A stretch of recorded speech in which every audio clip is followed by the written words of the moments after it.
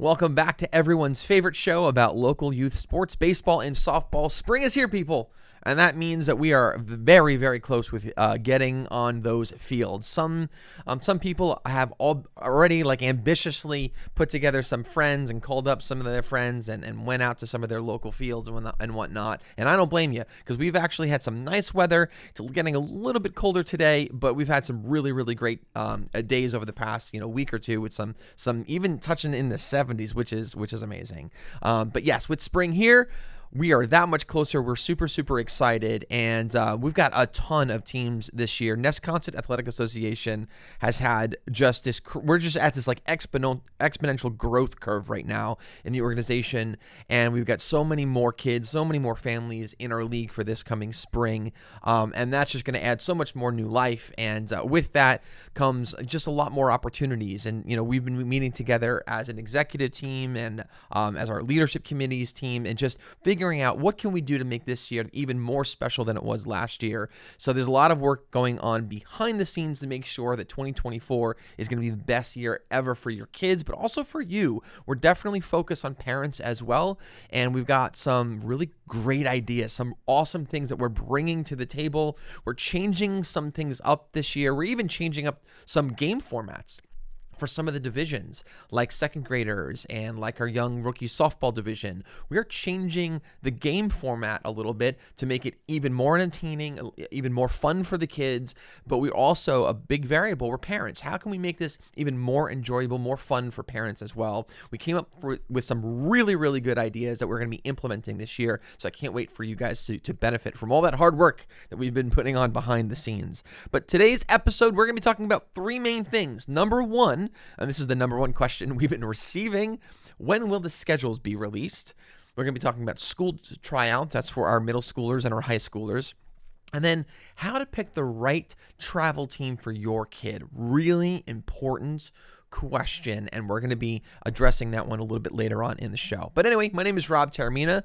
I am one of the executive directors of Nesconset Athletic Association, and this is the Nesconset Panthers show, and we come to you guys every single week, and we have a discussion about all that's going on in youth sports in the area, not just our organization, but in the area as well. So you, the parents, are benefiting from all of our research, and we bring it to you sort of like a news segment, but also to educate everyone and making sure that we're answering those questions that we feel like a lot of you guys have. And this way, everyone feels really informed and comfortable and confident about the upcoming season. So whenever you see this, if it's live or on the replay, do me a favor. Just in the comments right now, you could say hello, say Go Panthers. That lets us know that you can hear us, you could see us, but it also tells the algorithm all the important stuff in Facebook, like, hey, why don't you show this to more people? And they do that once people start commenting. So I would appreciate it if you guys can start doing that right now, because I can already see there's a bunch of people watching me live, which is awesome. So hello, everyone.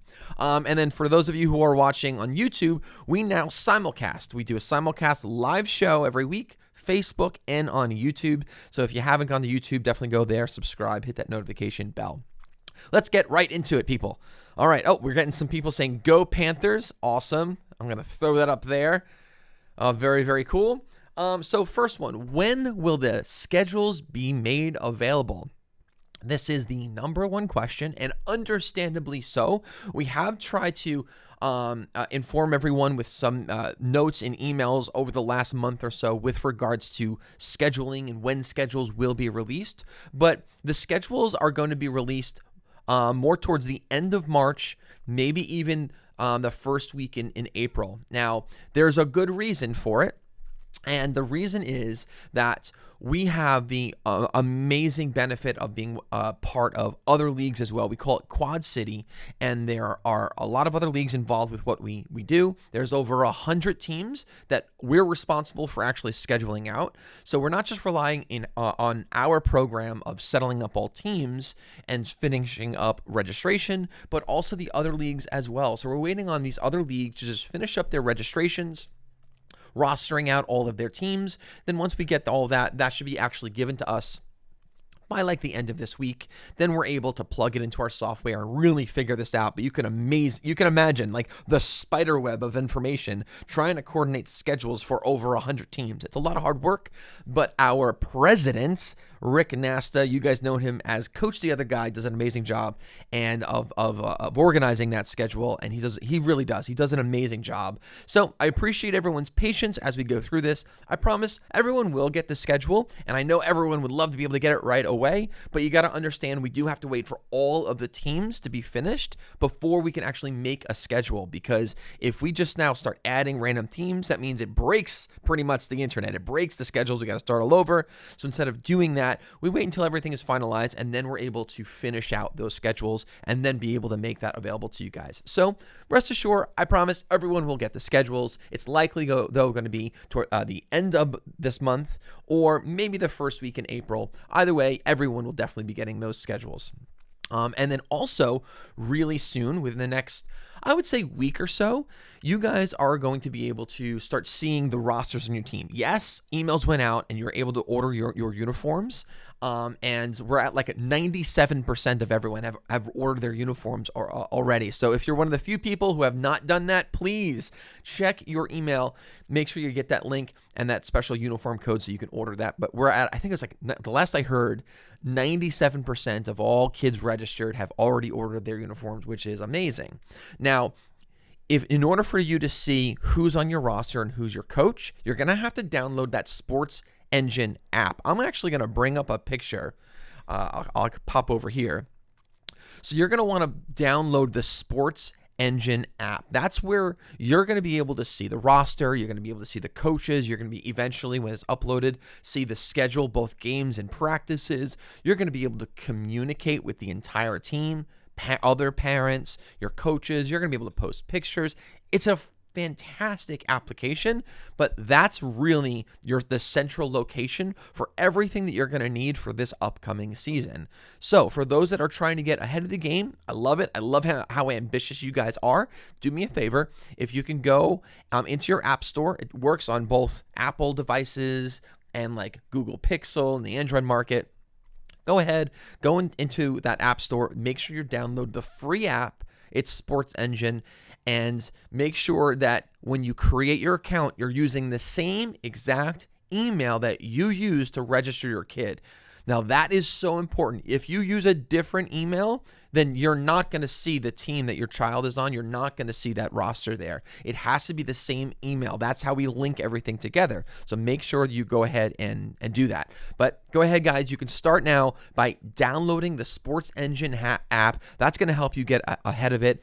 And then you'll see over the next week or 2 weeks, there's going to be a lot of things that are going to be added to your account, but you're only going to be able to see it if you have the app, right? So for those that have been asking those questions, one thing that you can do, download the Sports Engine app, and you will see over the next week or two things like the roster, coaches. You'll be able to start communicating, and then eventually those schedules will be posted in there. The first game, I'll just, before I transition to school tryouts, the first game for almost everyone is going to be Saturday, April 13th. So yes, that's opening day for us.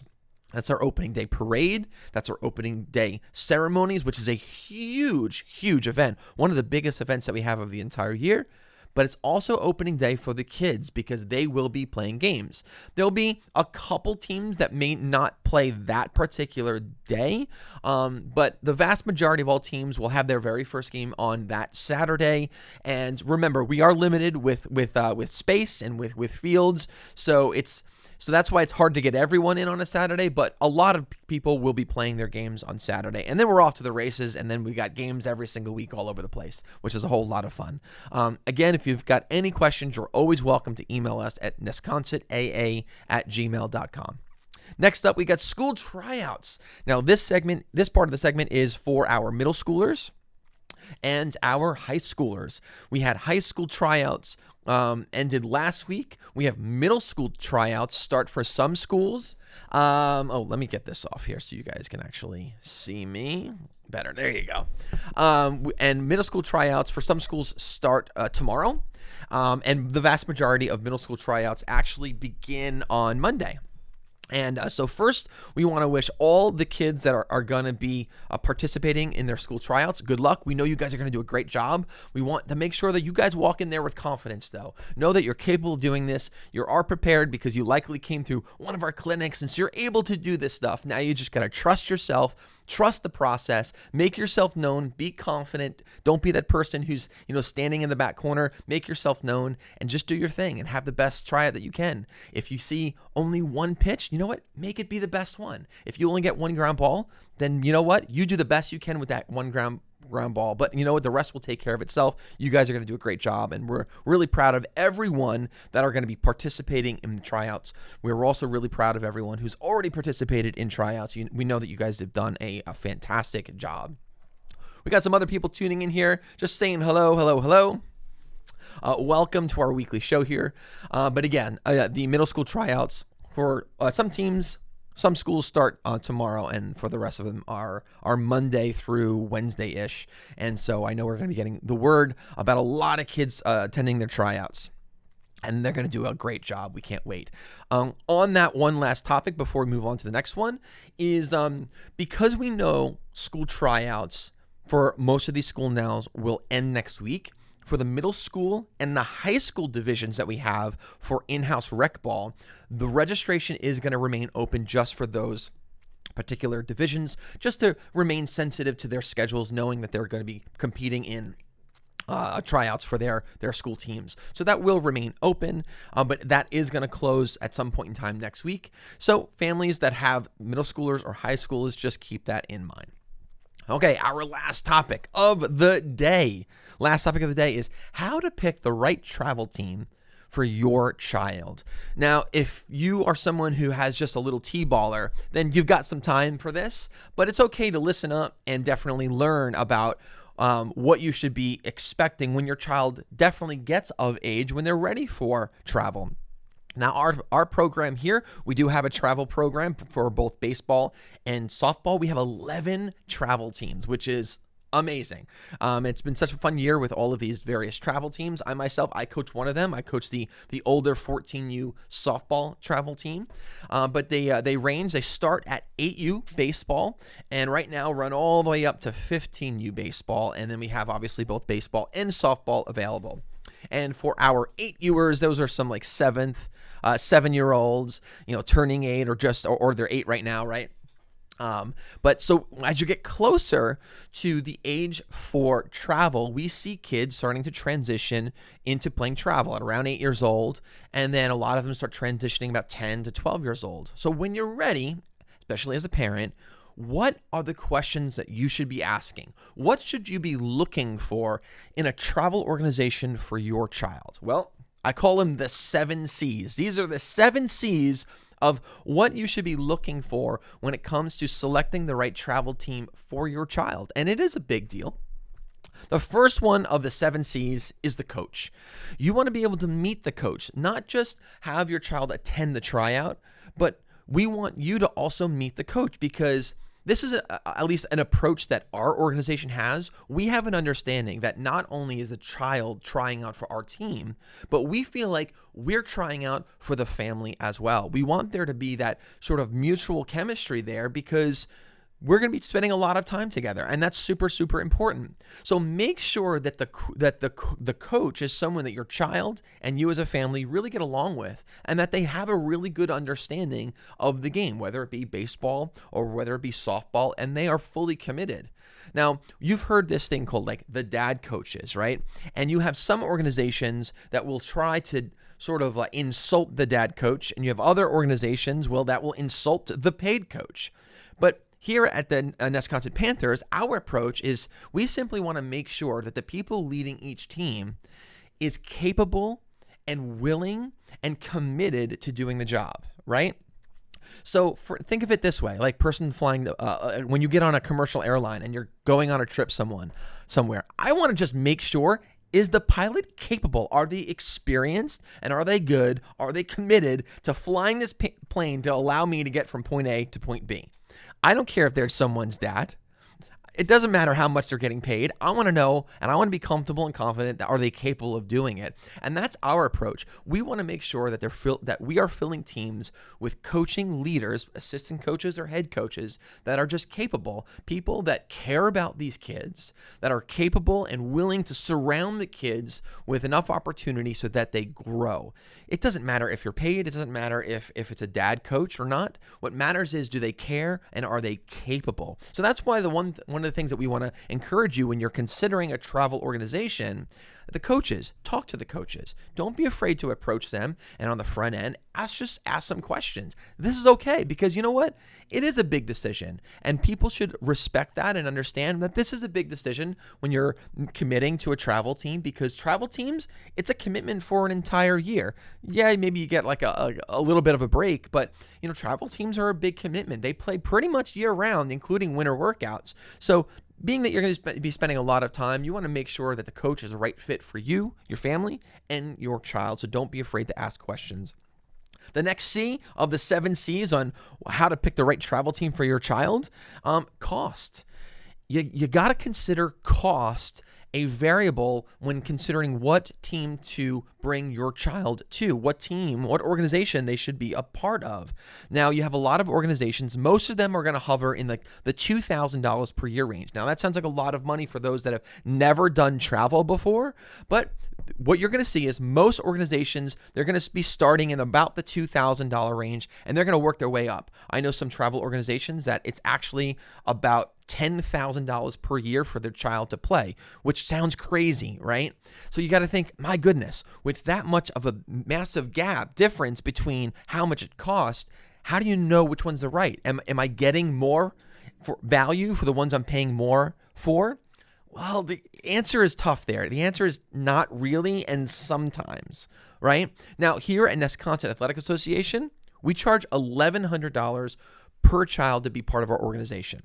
So let's answer and address the elephant in the room, right? Why is ours so much cheaper than everyone else? Because in most cases, our costs for our travel athletes are half to sometimes a third or even 25% of other organizations. So what is the difference? What are they getting differently? The answer is nothing, because what parents need to know, especially as you're just entering into this world, if you're just entering, that means you're not familiar with it. The thing is, all of these travel organizations, the teams are playing in the same leagues. They're playing in the same tournaments. So if they're playing in the same tournaments and they're playing in the same leagues, why then is there such a big disparity in the cost? Well, you can probably figure out where the difference in that money is going.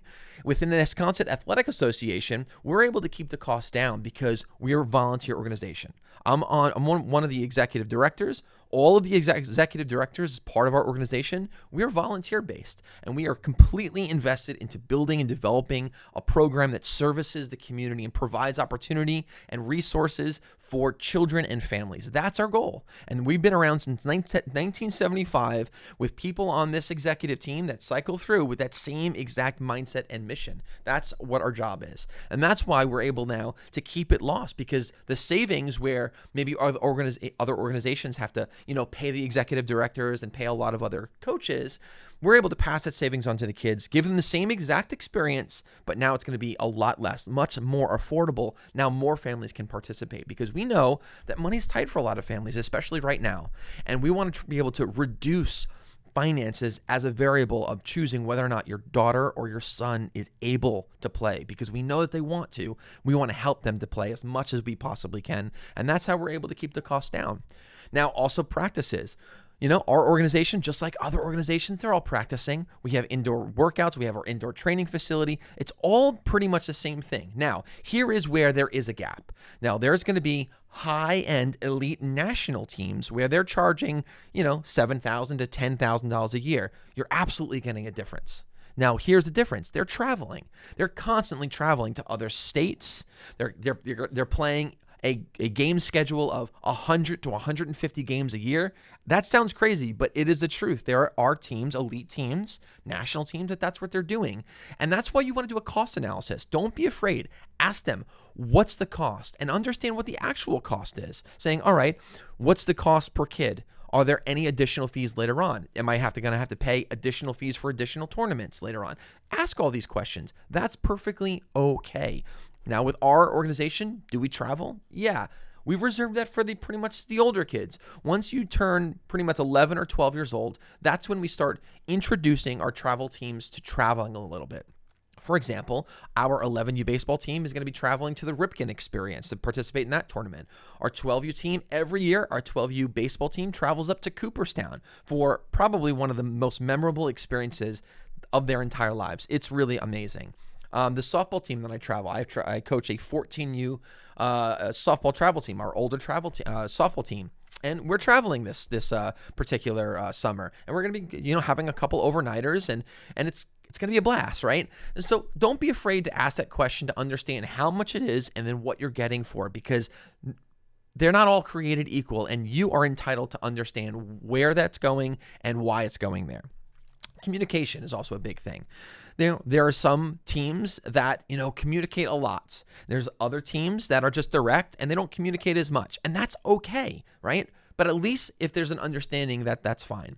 And here's a great example how there's no two teams created equal, and some teams just are approached differently. Some parents just have a different method of communication, and other teams, oh my goodness, they're like the best friends in the world, and you can't take them apart from each other, and they want to talk to each other all night long, and that's okay. Something that's really cool is we've got a team in our organization. It's the 12U Red softball team. And it's amazing how well the parents and the kids have connected. And it seems like every single day they're doing something non-softball related together. And I think that's wonderful, and that's great for them. And I think it's such a nice thing that they've been able to develop that chemistry and develop that friendship. But that's okay. We've got other teams that are more all business and about focusing on just the practicing, and that's okay too. My team, we're like a hybrid of both. We do hang out sometimes, but being that they're older, we're a little bit more disciplined with the kids. So understand that communication should be there as far as practicing and scheduling, but some teams are going to communicate a little bit more outside of that. And for you to have an understanding, some people want more, some people want less, and that is okay. And understand that it's okay. If you want more communication and you feel like you should be in a team that has more communication, that's okay.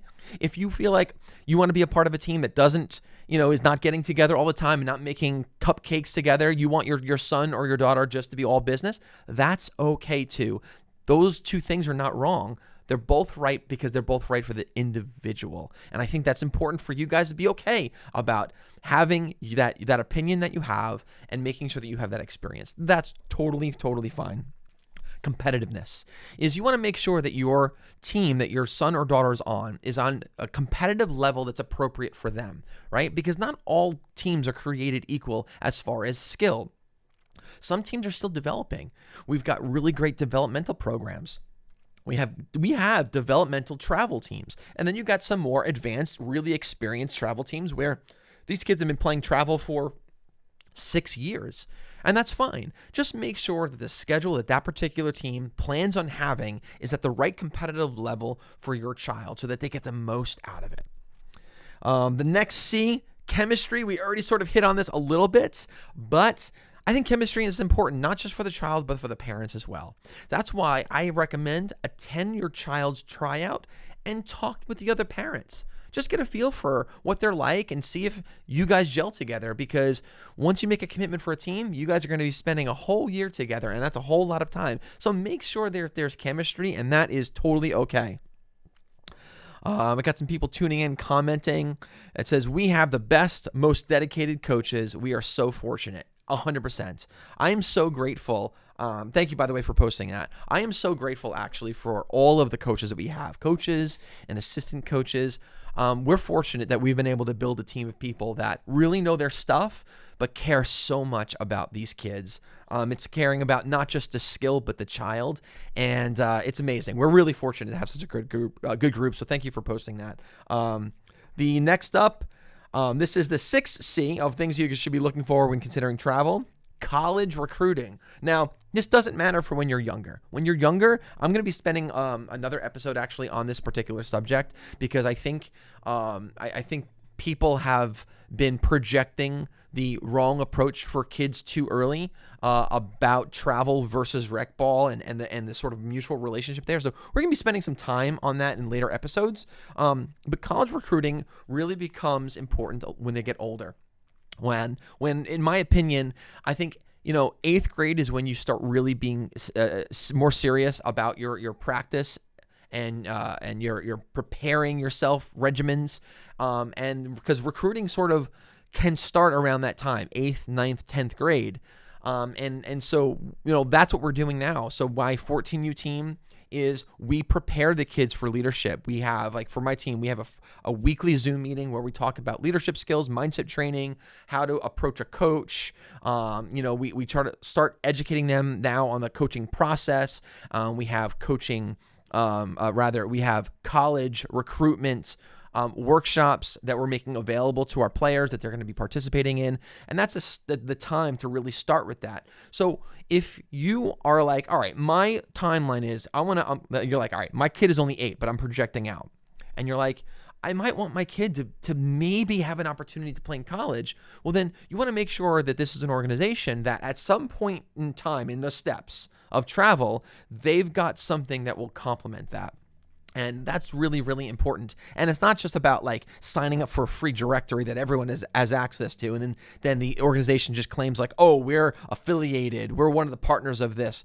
No, because everyone has access to those directories. But are they actively trying to give your child good exposure so they've got the best chance of getting recruited in college? That's really, really important. And part of having that is making sure that people are part of the organization that have actually gone through that process before. And we're fortunate we've got a bunch of people that have been through that process. Me, I'm a full scholarship, full scholarship D1 athlete. I played D1 baseball on a full scholarship. The president also played D3 baseball. Like, we've got a lot of people in our organization, including former college coaches that are now coaches on our teams and our travel organization, that are so intimately aware of what that process looks like. They've got really good connections in the college community so that we can bring these college head coaches in to help recruit our kids. So make sure it's an organization that has an understanding, and they're invested, they're going to be part of that process and help you navigate that journey. And the last one, character development.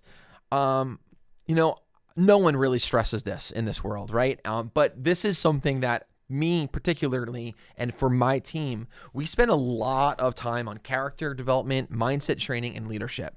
The non-athletic things, the non-skill things, right? And we spent a lot of time. Since November, we've been spending every single Thursday on a Zoom meeting with the team talking about these various things. And we use resources to help guide us. Right now, we're going through an athlete's leadership book, chapter by chapter, and we're discussing it. We went through a whole thing where we did situational analysis and mentally, how do we prepare ourselves for this? How do we handle rejection? How do we handle failure? How do we handle success, right? It's so important to invest in developing the character of all these kids, because that's part of growth as well. We got to be good stewards of the this sort of coaching thing label that we have as coaches. It's not just developing skills of a player, it's helping a child develop into a better human being.